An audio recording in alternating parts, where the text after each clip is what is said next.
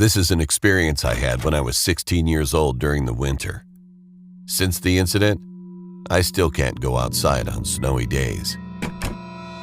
Back then, whenever it snowed, there was something I always did. It was called snowman smashing. Paul, George, and I would gather in the village on snowy days, look for snowmen that other people had made, and have fun destroying them as we found them. But one day, we discovered a strange snowman. The snowman was as big as an adult, wearing a black cloak, and had deeply carved eyes and mouth. Paul put his hand inside the snowman's mouth and screamed, pulling his hand out quickly. His hand was bleeding. It turned out that there were many blades inside the snowman's mouth. In rage, Paul shouted, "Whoever dared make me bleed shall bleed too." He started to remove the snowman's cloak. Then Paul walked back and ran toward the snowman, smashing it with a flying kick.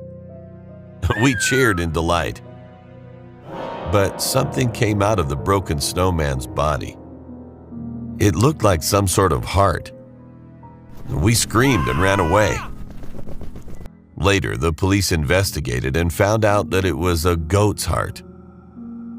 However, they couldn't figure out who had put it there. That night before bed, I felt an inexplicable sense of fear. It was as if incredibly cold air was entering my room. Even tightly wrapped in a blanket, my body shivered, and I couldn't sleep all night. Since that day, I have been tormented by the feeling that the cold air has followed me all day long. Winter break ended, and I went to school and received some shocking news. Paul had died. It turned out that one day, Paul had jumped and tried to deliver a flying kick to another snowman, but slipped and fell backward, breaking his neck and dying. George and I were at a loss for words. We didn't say it, but we both felt a sense of shared terror. Since then, a sinister atmosphere loomed over the village, and all parents sternly warned their children never to smash snowmen. However, after some time, another heavy snowfall occurred, and as usual, a snowman wearing a black cloak was built in the middle of the village the next day. Some foolish children smashed the snowman, and shortly after, a boy in the neighborhood choked to death on a candy.